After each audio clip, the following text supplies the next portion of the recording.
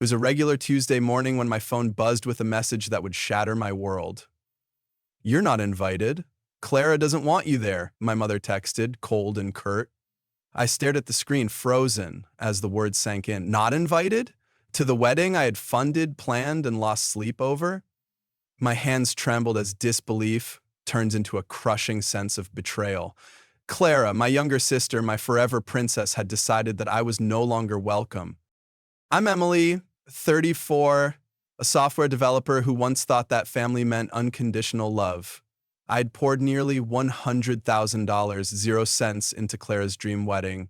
The lavish estate venue, the gourmet catering, the elegant photography, the live jazz band she couldn't imagine getting married without.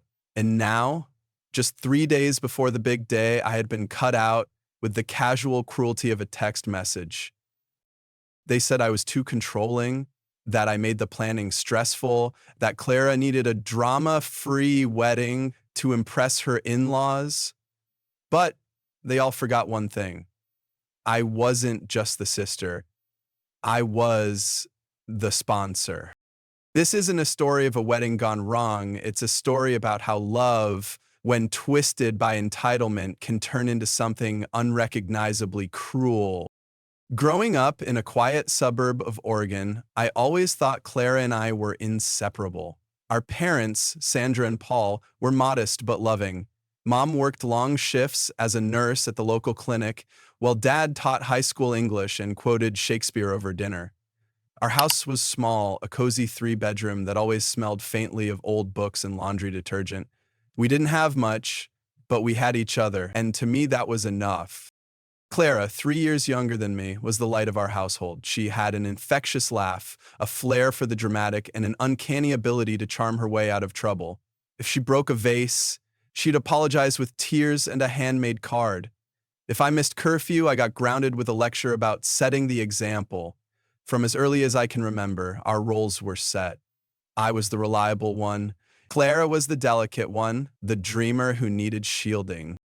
I didn't mind, at least not then. I adored Clara. I braided her hair before school, helped her finish last-minute art projects, and defended her when she forgot her homework.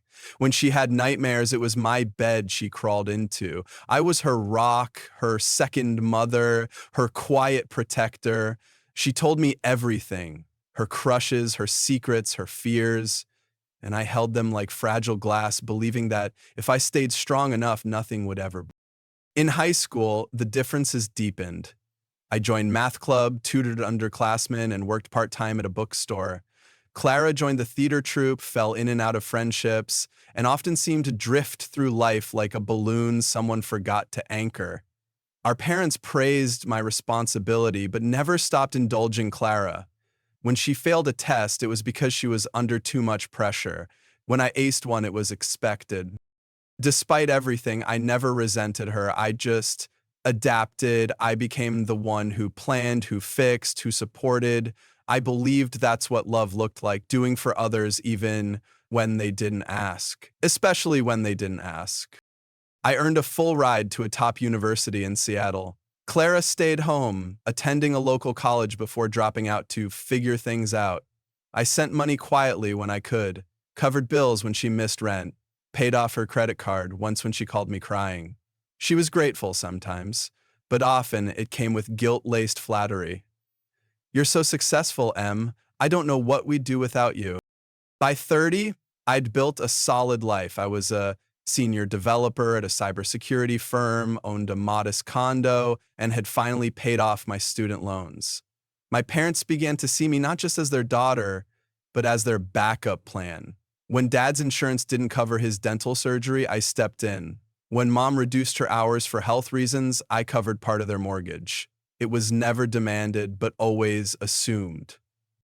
Then Clara met Charles. He was handsome, well-dressed, from a well-off family in Connecticut.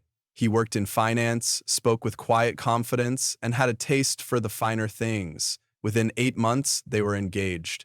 Clara called me sobbing with joy. He proposed on a rooftop with champagne and fairy lights. It was perfect. You have to help me make the wedding just as magical. I was genuinely happy for her, hopeful even. Maybe this was her moment, a fresh start. a chapter where she'd stand on her own. But that hope faded quickly. The help she wanted was financial. First, a deposit for the venue, then a one-time payment to secure the florist, then the photographer, then the catering. Each request came with a soft plea and a heavy expectation. And each time I said yes, because I believe that's what sisters do. What I didn't see, what I refused to see, was the shifting of our relationship's foundation. Clara no longer saw me as her sister alone. I had become a funding source, a guarantor for her dreams. And even then, I told myself it was love, that maybe if I gave enough, helped enough, she'd finally stand tall beside me, not on my shoulder. Love without limits is just exploitation dressed up in sentiment. First, I convinced myself it was just wedding stress. Every bride gets overwhelmed, right? Clara's tone in her messages had shifted. Short, clipped, often lacking any warmth. Need $3.00 K by Friday for the florist, one text read. No please, no thank you. Just a demand disguised as urgency. I told myself she was busy. I told myself it didn't matter. But it did. Planning sessions began happening without me. I'd get updates, not invitations. We picked the table linens. Their champagne with gold trim, so elegant, she texted one afternoon. I hadn't even seen the samples. When I asked if we could sync on budget details, she responded with a sigh emoji. You always make it so complicated, Em. Then came the spa day, a thank you event for her bridesmaids, the girls who'd barely known her a few years, but not for me. I found out through an Instagram story, Clara in a white silk robe, laughing with 6 others, captioned, "Spoiling our bride-to-be." My name wasn't tagged, my presence wasn't missed. I tried to tell myself it wasn't intentional. Maybe she thought I was too busy. Maybe she didn't want to burden me. But the truth was creeping in, quiet and cruel. I wasn't being included because I wasn't wanted. Not as a sister, anyway. Just as a wallet. At one venue tasting I surprised her by attending, Clara looked visibly annoyed. Her fiancé, Charles' mother, Miranda, gave me a frosty once-over and asked, "So, you're the tech sister?" Clara jumped in, laughing too loudly. "Emily's just super detail-oriented. It's been interesting." I felt like a guest at someone else's party, and I was paying the bill. The most painful sign came during a brunch with our parents. My mother, slicing into her avocado toast, said, "It's just so generous of you to help Clara have her dream wedding. Your father and I could never afford this." Then she added, almost as an afterthought, "But let Clara make her choices, okay? Don't try to manage everything." Manage everything? I hadn't picked a single flower. I hadn't weighed in on the dress. All I'd done was fund. Quietly, completely. And still, I was painted as overbearing. That night, I checked my spreadsheet. Total contributions to date, $67,890, 0 cents. I stared at the number until it blurred. I couldn't remember the last time Clara said thank you. Worse, I couldn't remember the last time I felt like her sister, not her sponsor. The subtle exclusions continued. Clara began referring to the wedding as our vision, but our clearly didn't include me. Decisions were made, deposits paid, and details finalized without so much as a courtesy email. When I gently brought it up, she snapped, "Not everything needs to go through you, Emily. This isn't your project." No, it wasn't. It was her wedding. But I had foolishly believed that contributing meant being part of it. Charles, for his part, remained aloof, polite but distant. He never thanked me, never asked about my life. At one family dinner, when someone commented on the venue's luxury, Charles said with a casual smile, "Well, Clara's family wanted to go all out." I blinked, stunned. Clara said nothing. Even my parents, once so close to me, began to mirror Clara's tone. "She's under a lot of pressure," Mom would say. "Try not to take things personally." But when had my feelings stopped mattering? When had I become the one whose emotions were negotiable? It all came to a head one weekend when I suggested postponing one vendor payment to reassess costs. Clara exploded over the phone. You're always trying to control everything. This is supposed to be my day, not your financial balancing act. I hung up shaking, not in anger, in realization. Somewhere along the way, I had stopped being a sister. I was the ATM that asked too many questions. And my attempts at connection, at shared joy, were seen as interference. That night, I didn't cry. I simply stared at my ceiling and asked myself a question I should have asked months ago. If this is love, why does it hurt so much? The text arrived on a Wednesday afternoon during a critical meeting at work. My phone buzzed 3 times. I wouldn't have checked it, but something in my gut said I should. I excused myself, stepped out, and unlocked the screen. There were 3 messages from my mother. Emily, we need to talk. There's been a change regarding the wedding. You're not invited. Clara doesn't want you there. I stood frozen in the hallway. My breath caught. My hands went cold. Surely this was a joke. A mistake. I called my mom immediately. She answered with a tired sigh. Sweetheart, please try to understand. Clara's been under so much pressure. She feels you've made things tense, and Charles's parents are offering to help more, but only if things stay calm. Calm after I'd poured nearly $100,000 into this circus? She says you've been controlling, my mom continued, and she might have mentioned you're not in the best mental space. I choked. Are you saying Clara told them I'm unstable? She didn't mean it like that, Mom whispered. She just said the planning has been difficult and you've had some episodes. And episodes? The word spun around in my head like a curse. She lied, I said flatly. She lied about me. After everything I've done, she's your sister, Mom said. She's just overwhelmed. Let's not ruin this. That was the moment something snapped. For months, I'd twisted myself into knots, ignored red flags, justified disrespect. But this wasn't just disrespect. This was betrayal. Cold, calculated, and cruel. I went home, pulled out my files, and opened my laptop. Every receipt, every vendor contract, every transfer I'd made, all accounted for. I wasn't just a donor. I was the wedding's architect. And now, I wasn't even welcome to attend. That night, I didn't sleep. I strategized. I made calls. The estate venue canceled. The caterer refunded. The band, the florist, the lighting team, all services withdrawn. Some penalties applied, but most had generous cancellation clauses. I explained the situation without drama, just fact. By morning, Claire's dream wedding had no venue, no food, no music, and no flowers. When she called me screaming, sobbing, I listened in silence. How could you do this to me? She shouted. You've ruined everything. No, I said calmly. You did. I just stopped funding it. You're jealous. You've always been jealous. I laughed, not from amusement, but from the absurdity. Of what? Your lies? Your fake fairy tale? Our family is disgusted with you, she cried. Then they can pay for your wedding, I replied. I'm done being your bank. I blocked her. Then my parents. Then I poured myself a glass of wine and watched the sun go down, feeling oddly at peace. For the first time in years, I'd chosen myself. But the fallout wasn't over.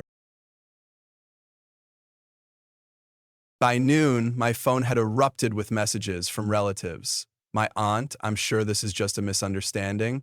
My cousin, did you really cancel everything? Even friends who weren't close chimed in, feeding on the drama Clara had already broadcast online, complete with a teary selfie in the caption, betrayed by the one person I trusted most.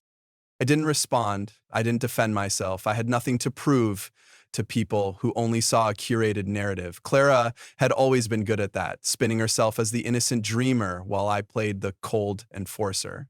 But this time, I wouldn't be her villain. I'd be invisible. And yet, it hurt. Not because I regretted what I'd done, I didn't, but because it finally forced me to see what I had spent years avoiding. My family had never truly seen me, not as a person, only as a provider, a solution, a checkbook wrapped in duty. I took a personal day from work, turned off my phone, and drove out to the coast. The sky was gray, the waves relentless. I parked at a cliffside overlook and just sat. Hours passed. I cried.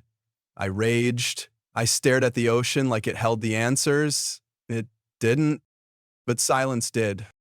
In that quiet, I made a promise to myself. Never again would I pay for love. Never again would I shrink myself for approval that came with strings. And never again would I mistake obligation for affection. When I returned home that evening, I opened a fresh journal and wrote one line.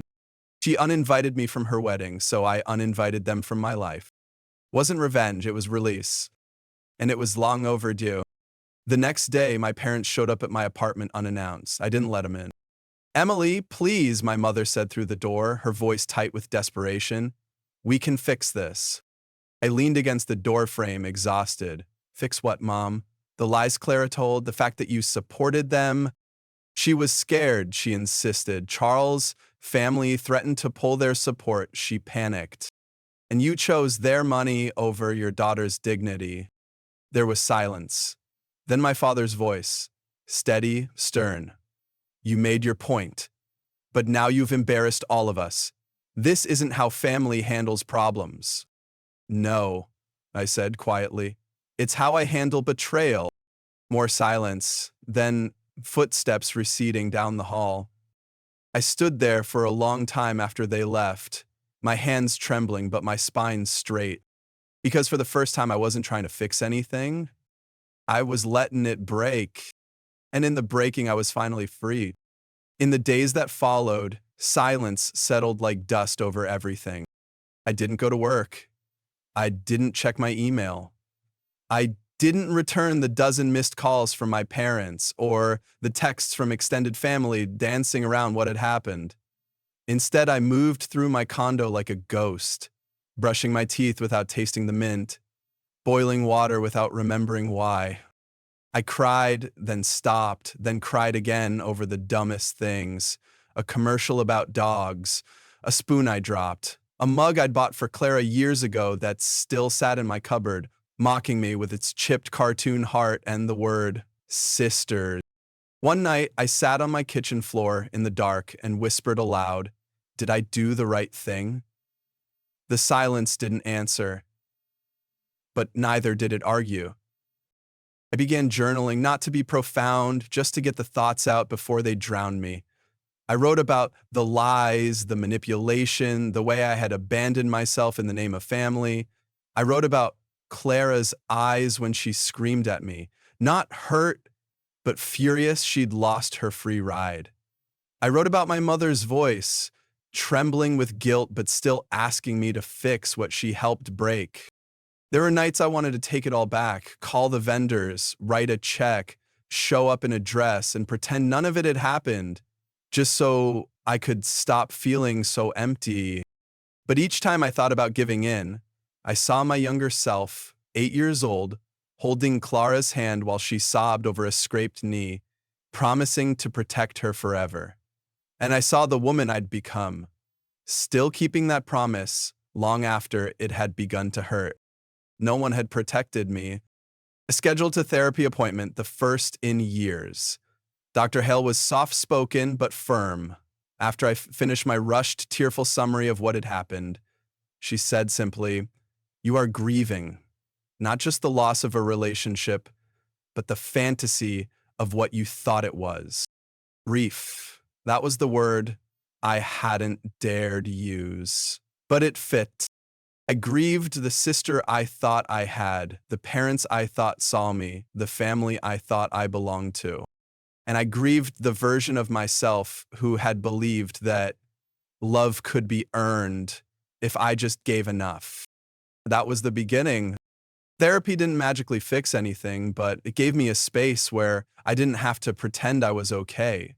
I talked about the guilt, how it clung to me like fog, how I still wondered if maybe I'd misunderstood something or if maybe Clara hadn't meant to hurt me.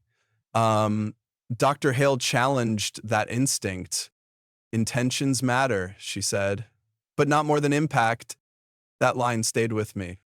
I started doing small things to care for myself. forcing a morning walk even if my legs felt like stone, cooking one real meal a day, playing the piano again just for me. It felt foreign at first, as if I was borrowing someone else's body, but slowly I began to remember who I was before I became the fixer. Friends checked in, some brought dinner, some just sat in silence. One, my colleague Jordan, left a sticky note on my door. "The world's a mess, but you're still the kindest person I know." I cried when I read it, not because I believed it, but because I wanted to. The holidays came and went. I declined the family invitation. Clara had gone through with a rushed ceremony at Charles's family's country club, according to my cousin. I didn't ask for details. I didn't want to know. What I wanted was something harder to name, peace, maybe, or at least space.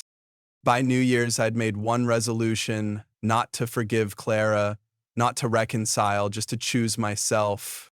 So I booked a cabin by the coast, a week alone with no Wi-Fi, no phone signal, just ocean and fog and firewood. I packed my journal, my hiking boots, and a single book I hadn't touched since college. And in the quiet, truly quiet, I began to breathe again. Not deeply, not freely, but enough to keep going. Healing, I realized, wasn't a clean break. It was a quiet, daily decision to stop bleeding for people who never noticed the stains. And every day I made that decision, even shakily, I came a little closer to myself. The cabin sat tucked between evergreens, just a 5-minute walk from the shoreline. I arrived on a cold, windy afternoon with no itinerary, no expectations, just the hope that solitude would offer some kind of salve.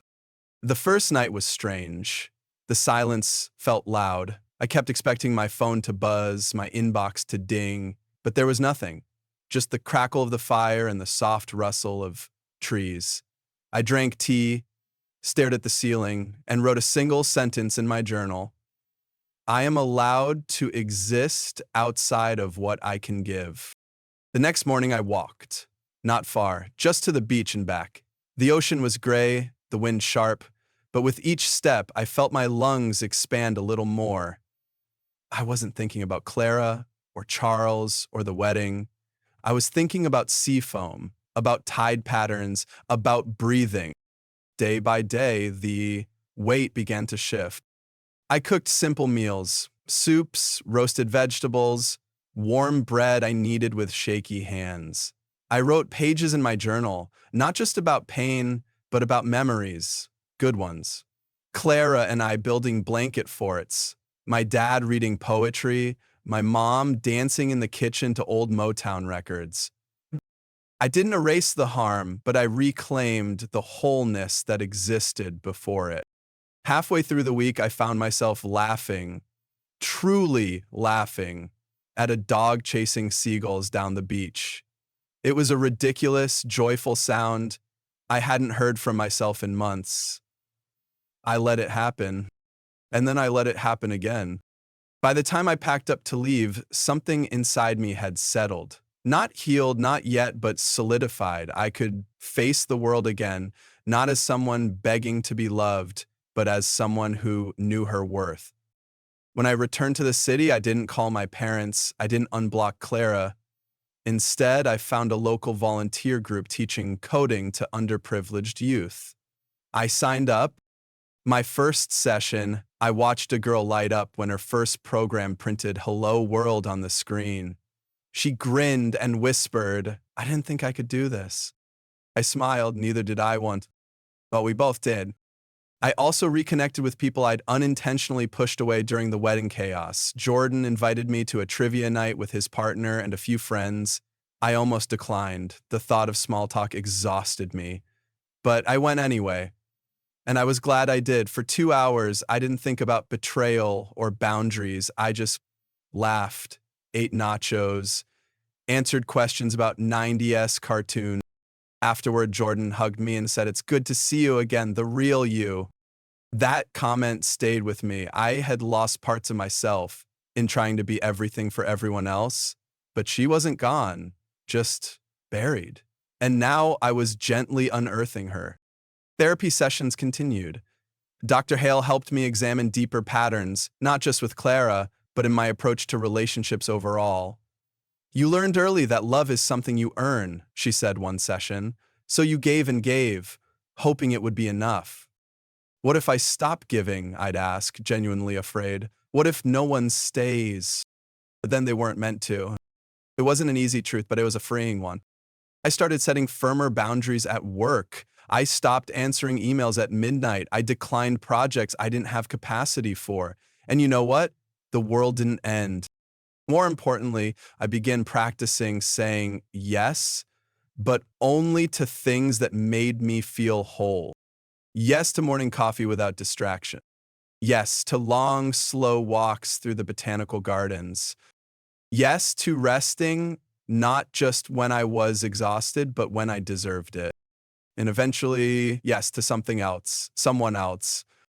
Brian was quiet, kind, and fiercely respectful. We met at a tech conference, both of us ducking out of a networking event for some air. We started talking about coding languages and ended up talking about childhood trauma and trust over ramen at a food truck. He never asked for more than I was willing to give, never pressured me to explain my past before I was ready. He just listened. And when I finally told him the whole story, he didn't flinch. He said, "That's awful, and you were incredibly strong to walk away." Wasn't praise I needed, it was validation, and it meant everything. 6 months had passed since the wedding that wasn't. By then, I'd settled into my new routine: therapy on Thursdays, volunteering on Saturdays, and the occasional date with Brian that reminded me love didn't have to feel like an obligation. Then came the email. Subject line, "Hope we can talk, Clara." I stared at it for 10 minutes before opening it. The message was short. No excuses, just a request to meet, if you're willing. My first reaction was anger. How dare she, after everything? But curiosity won out. We met at a small cafe, neutral ground. Clara arrived looking different, not in designer clothes, no layers of makeup, just jeans, a cardigan, and tired eyes. She didn't cry. She didn't beg. She simply said, "I'm sorry. What I did was unforgivable, but I'm trying to become someone who wouldn't do it again." She told me about the aftermath, how Charles's family cooled on her the minute the fantasy cracked, how the marriage had dissolved under the weight of pretense and silence, how she had moved back in with our parents and started seeing a therapist of her own. "I thought I could build a perfect life on appearances," she said. "Turns out, illusions don't hold up in real storms." I listened. I didn't forgive, not yet, but I acknowledged her courage in showing up, and I offered one truth in return. It's not about the wedding. It's about a lifetime of feeling unseen. That conversation didn't fix everything, but it opened a door. Weeks later, Clara sent another email, this time asking if I would consider speaking at a Women in Tech fundraiser she was helping organize as part of a community redemption effort.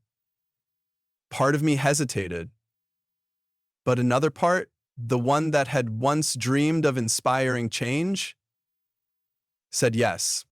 That night, I stood on a stage, speaking about boundaries, burnout, and rediscovering worth. Clara introduced me with trembling hands. The applause wasn't thunderous, but it was real. And when I left the stage, I didn't feel like a victim anymore. I felt like a woman who had reclaimed her narrative and redefined her power on her own terms. In the weeks that followed, the fundraiser video circulated quietly among tech circles. A few old colleagues reached out to say they hadn't known the full story and that they were proud of me. Even my former manager, who had only seen the tail end of the fallout, invited me to speak at an internal leadership retreat on emotional resilience in high-performing roles. I accepted. There, I stood before a group of executives and senior engineers, sharing not just my technical journey, but the emotional toll of carrying too much for too long. I spoke of the quiet collapse of self that can happen when you're everyone's rock but no one's priority. Afterward, a CTO in her 40s pulled me aside, eyes brimming. "You just told my story," she said, "and I didn't even know I needed to hear it." Something shifted in me then. For years, I had poured into others hoping to matter. Now, I was using my voice, my pain, and my clarity to build something that couldn't be taken or misused. A platform born of survival and turned into strength. Meanwhile, Clara's transformation remained cautious but visible. She started working at a local nonprofit helping young women transition out of abusive homes. I didn't check up on her, but occasionally mutual acquaintances would mention seeing her there. Quieter, more grounded. One day, she sent a small box to my office. Inside was the sister's mug, the same one I'd kept hidden away, but this time, she had glued the crack, kintsugi style, with golden lacquer.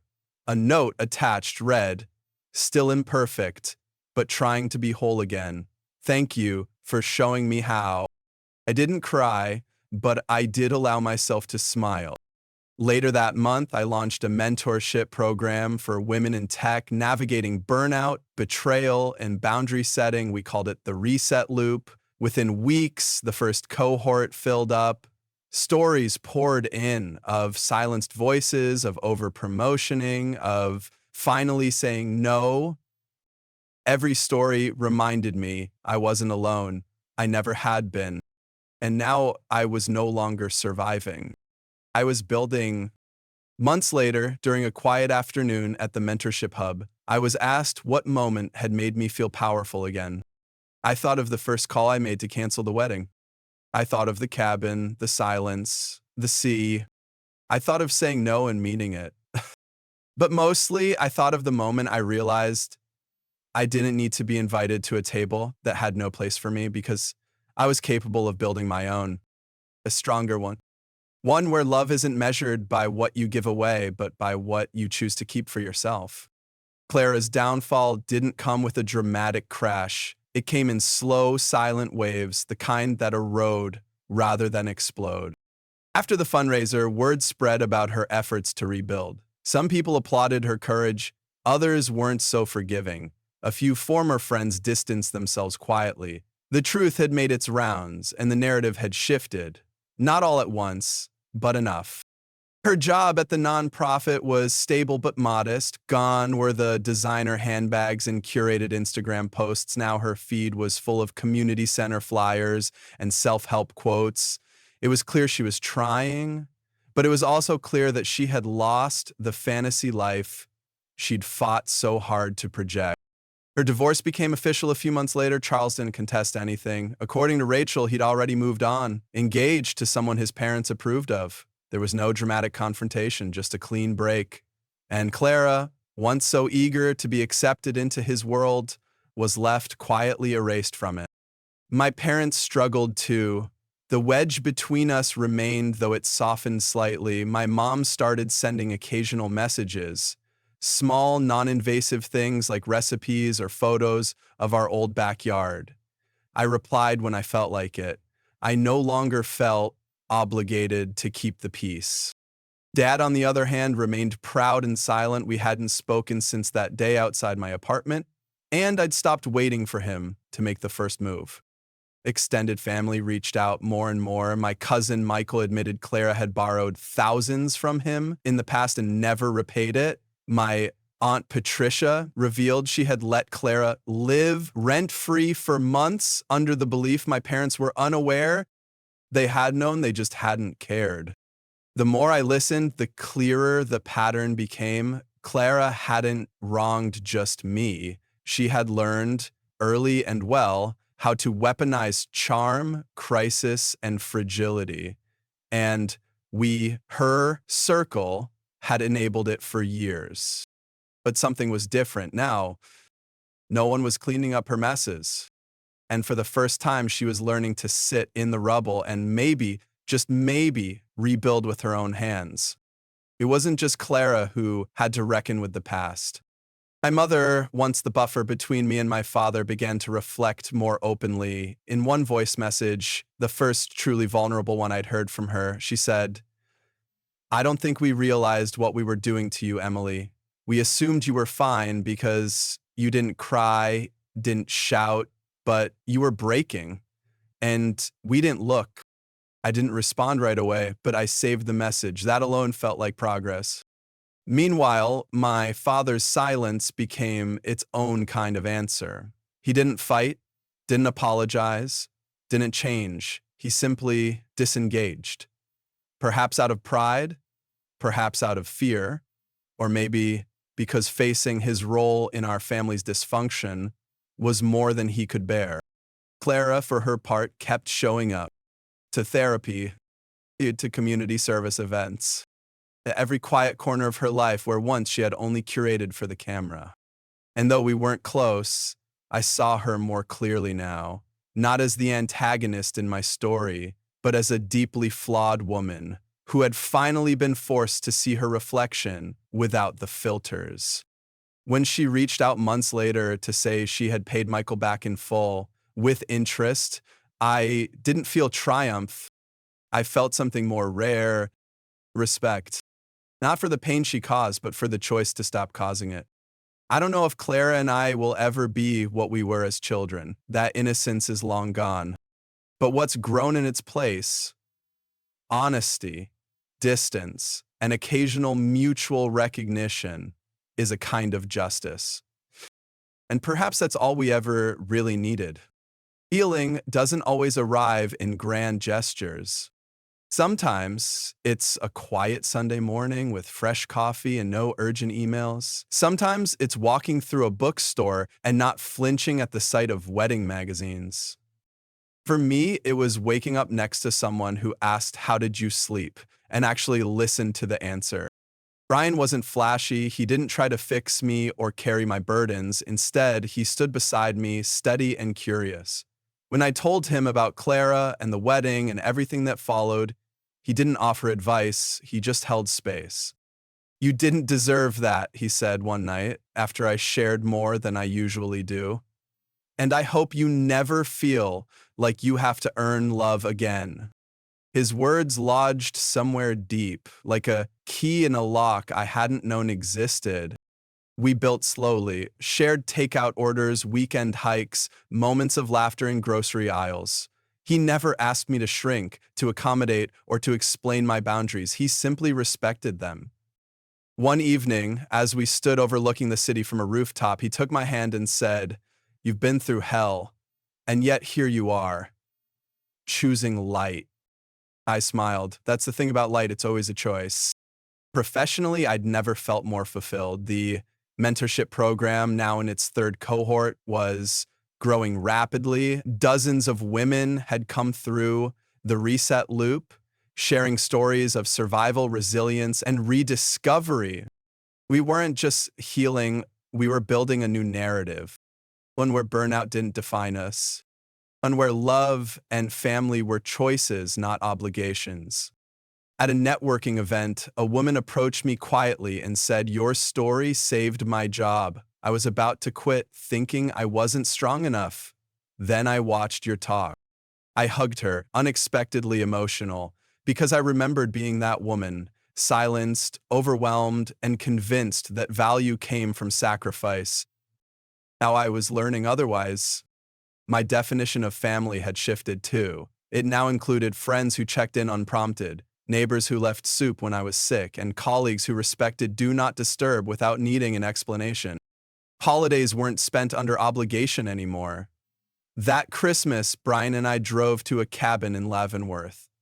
We lit a fire, exchanged small, meaningful gifts, and cooked a clumsy but delicious dinner together. It was quiet, imperfect, and more joyful than any childhood memory I'd ever had. I sent my parents a postcard, a small olive branch. I wasn't ready for reunion, but I was ready for peace. As for Clara, we continued our slow repair. Texts here and there, a book recommendation, a birthday wish. There was no pressure to rush, only the gentle promise of something cautious but real. One day, while updating the mentorship website, I added a new tab, Real Stories, and at the bottom a quote, "Happiness isn't a grand event. It's a quiet refusal to abandon yourself. That was my new truth. And this calm, self-respecting life was my new happy ending. One spring morning, while journaling at my favorite cafe, I flipped back through older entries, pages heavy with heartbreak, confusion, and self-doubt. I barely recognized the woman who had written them, and yet I loved her, because she fought like hell to get me here. I closed the journal and looked out the window, watching the city wake up around me. People bustled, sunlight glinted off the glass buildings, and somewhere nearby, someone laughed, bright and unburdened. For the first time in a long while, I felt the same, not because everything was perfect, but because I finally was enough exactly as I was. And that was more than happiness. That was freedom.